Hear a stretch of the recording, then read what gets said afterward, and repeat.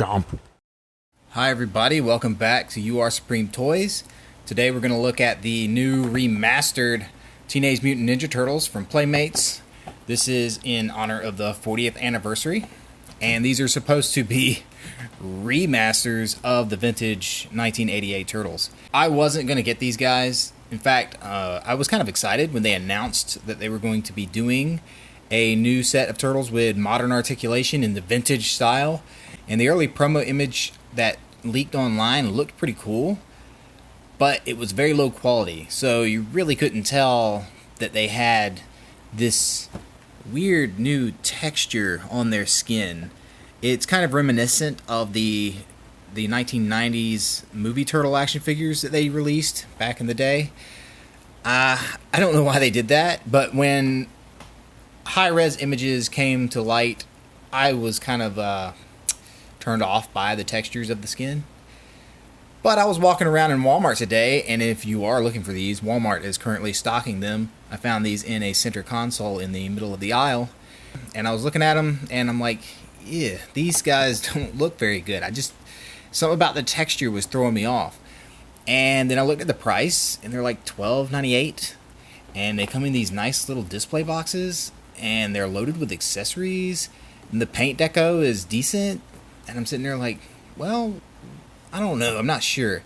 So I turn around, I'm looking at the box, and I realize, oh, I had totally forgotten that they came with these nice little rooftop displays. And I was like, all right, the rooftop displays are pretty cool, and that's honestly a selling point for me.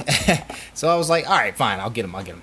Take a look at the box. Of course, you have the 40th anniversary logo, which is currently on all the Turtles packaging that's being released this year.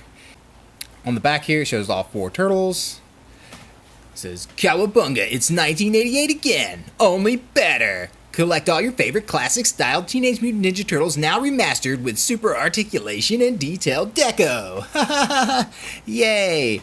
Enhanced sculpt, detail, and deco. 13 points of articulation, aggressively styled signature weapons, customizable battle bases. Wow. I do like the vintage turtle art on the boxes.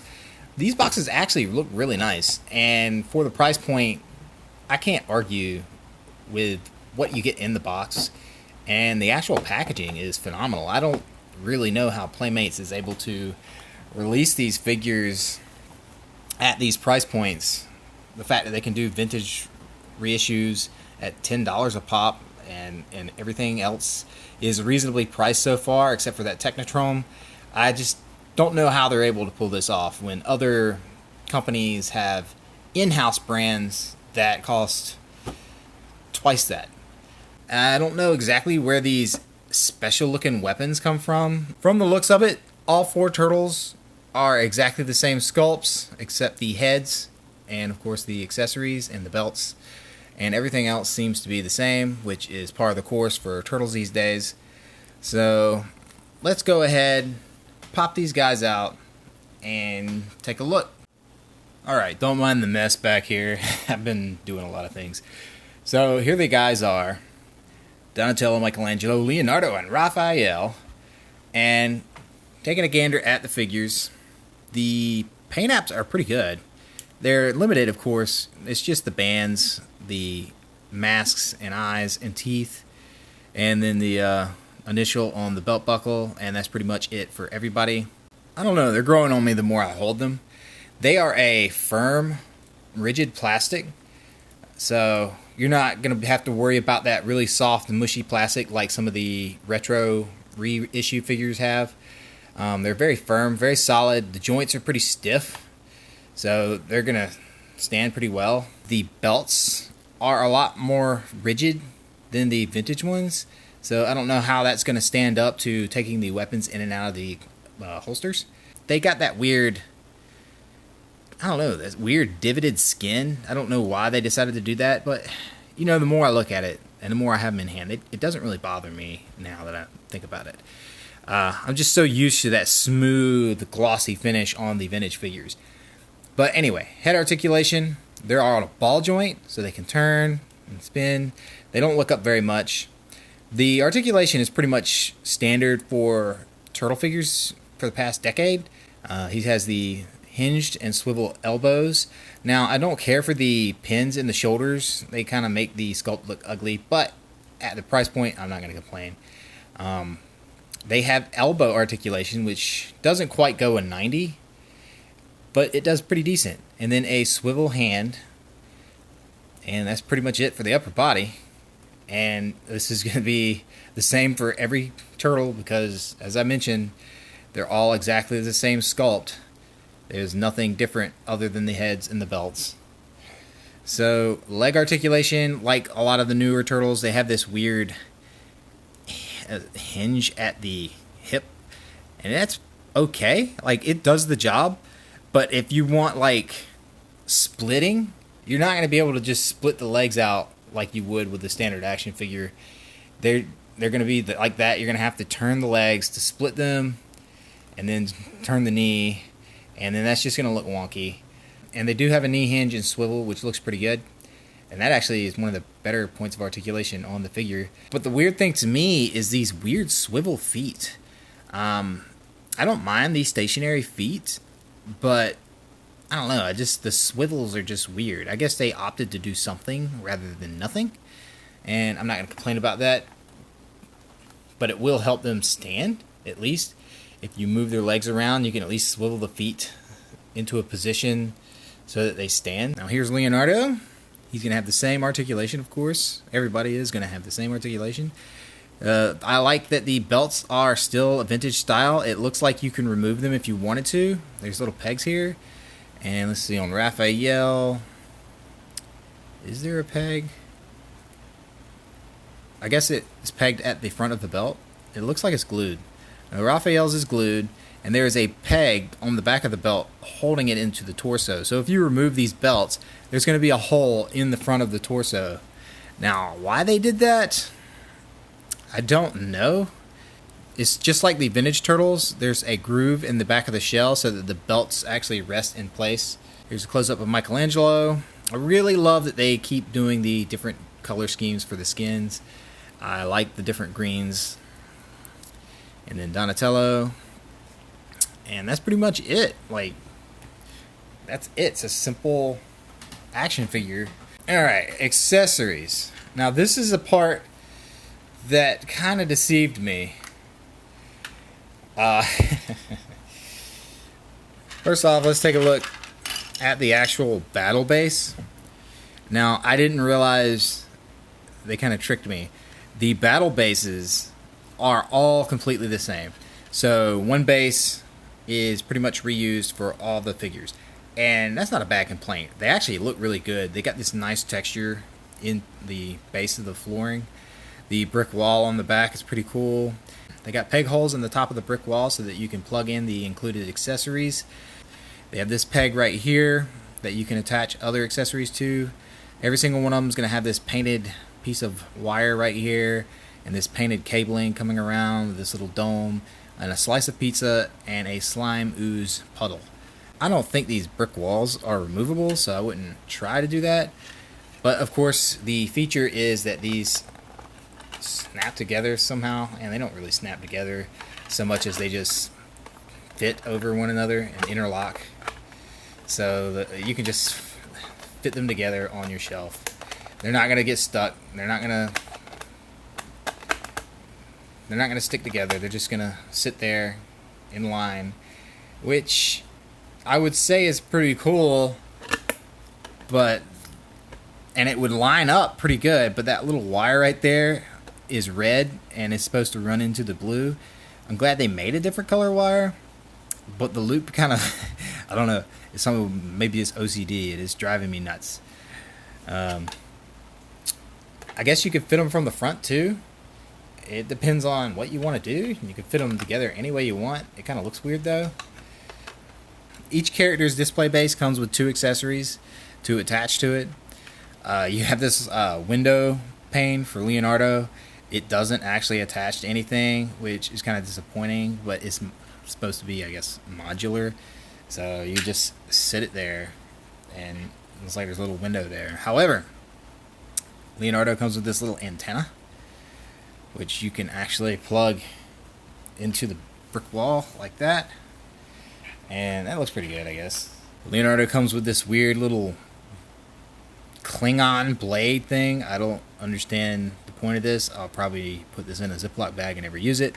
He comes with the 2 push daggers that the vintage figure came with, but they're silver with black grips, and all 4 turtles have these, and all 4 turtles also have these 2 ninja stars. And of course Leonardo has his signature katanas. These are very thick handled swords, and they're very durable. Like, I can't imagine you breaking these unless you're actually trying to break them. So that's a plus. It's a better quality than the vintage figures. So his belt's just like the vintage one. Just slide them in. They slide in very tight and snug. And they go over each other pretty easy. So it's spaced in such a way that they're not going to warp in the back of his belt. Actually looks pretty good. I love that they painted the handles blue and made the actual weapons metallic silver. So how does he hold his weapons? Let's see. These hands are kind of tight looking. And as I mentioned, these are pretty firm figures. So it's going to be a tight fit. And I can imagine with play, you're probably going to wear that paint off. But it's not too hard to get them in there. It's just, I feel like the hands should have been a little softer. He definitely holds his weapons snug. Now Raphael's base comes with this little smoke top with like a little door. Not sure what this is. I guess you put meat in it. I don't know. It just sits there, doesn't hook to nothing. He comes with a ladder that you can peg into one side. Raphael also comes with this double hammer weapon. The size fit in the front of his belt pretty good. Painted red on the handles. Not too tight, not too loose. It's kind of chunky, but I feel like they fit in there a lot better than the vintage one. The vintage one always kind of like bent outwards when you put them in. So they fit in there good. It's probably the same issue, being tight in the hands. Yeah, a little tight, but not too hard to get in there.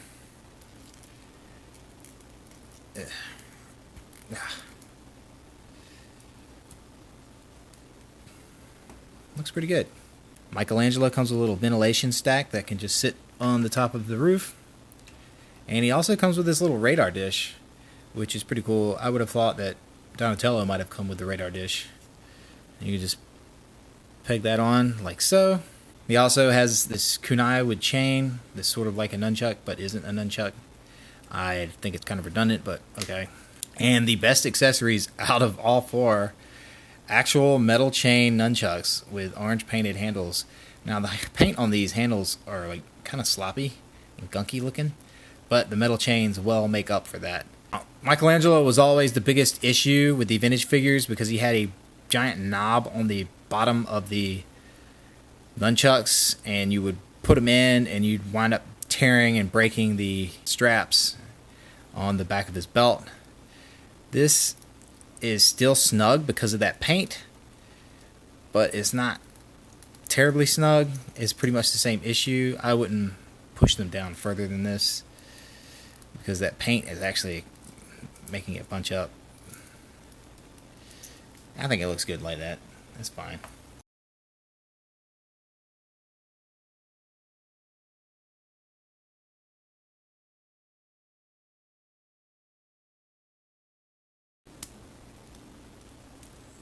The handles actually go in his hands a lot easier than the other weapons.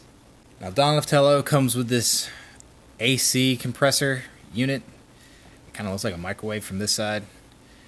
Pretty basic, but this kind of clunky. Put it in the front there. And then he comes with this vent, this twirly vent that you see on top of buildings that spin around in the wind. I don't know exactly what they do. And that actually pegs right there on that little peg on the front of the base, which sort of makes all the other ones redundant. This double-sided flail staff, which is kind of warped in the package.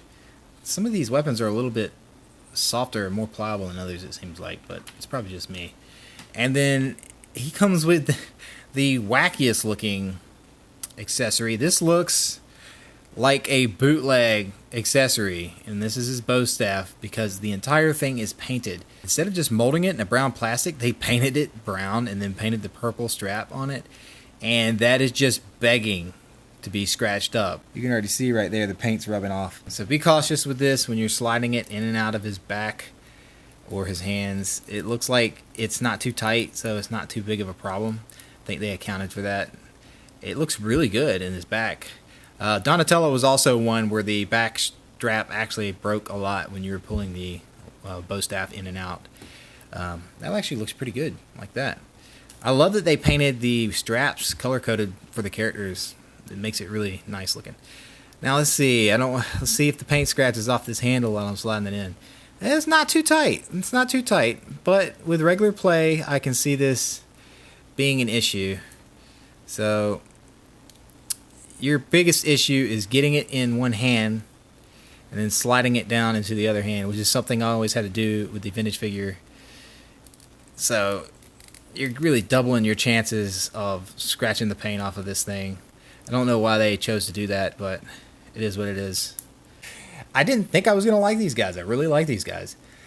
I don't know how I feel if they continue this line. I feel like the 4 main turtles are good enough. I don't see any reason for them to go any further than this, but I'm pretty sure if these 4 figures sell super well, we're probably going to see more characters. I wouldn't mind. I'd like to see a Bebop and Rocksteady, definitely. And they'd probably do a Shredder and Splinter. And do we need any of that? No, because we've got 100 other Ninja Turtle figures from 100 other companies right now. Now, I don't have my vintage figures out right now, but I do have my reissue Turtles from a few years ago. So we can do a little comparison of the characters. Now, the colors are right on. Like, they're pretty darn one for one. They're not perfect, but the reissues aren't perfect to the originals either. So here we got Raphael. They are practically the same scale. The remasters are a little bit taller. The vintage ones are definitely a little more squat, but the vintage ones are a little bit more wider, I'd say. So yeah, I don't know. It's just something about the vintage ones that are way more nostalgic than these remastered ones. But as you can see, definitely a huge, drastic difference in the skin texture. The sculpts, other than that, are pretty much the same. Although the remasters have the turtle shell sculpting, where the vintage ones were just basic with, scratches and scuffs on the shell. So you're definitely getting a lot more as far as details with the remastered figures. Although the veins in the remasters in the arms and stuff aren't as prevalent. I love that bodybuilder look that they gave the vintage figures. The belts are pretty much identical. Got Mikey here. Pretty good. Gotta say, I never get sick of Ninja Turtles. I'm not a big Ninja Turtle buyer. I don't buy tons of Ninja Turtle figures like I wish I could, but I can't afford to buy every single Ninja Turtle figure that people make. And here we go. We got Donatello. Even the belt, yeah, all the belts are like pretty darn close. Are these guys the perfect remasters? I don't think so. Are they good? Yes. Are they great? Nah. These are like mid action figures. But for the price point, I can't complain about them. If you want little displays, which I think, other than a couple weak points, they're pretty good. Pretty good little display stands that you typically don't get with figures like this. They could have just cut the stands out, knocked them down to $10, and released them on basic cards with like the other Ninja Turtles. But I feel like they wanted to do a little something extra special, so they gave us some extra accessories and some play bases, which is okay. I'm going to put these guys on a shelf. They're going to look a little more scenic on the shelf, so no complaints. I think that about covers it. This has been a quick unboxing and review of the 40th anniversary Teenage Mutant Ninja Turtles 1988 remastered figures from Playmates Toys, and I am your Supreme Toys. Thank you so much for watching.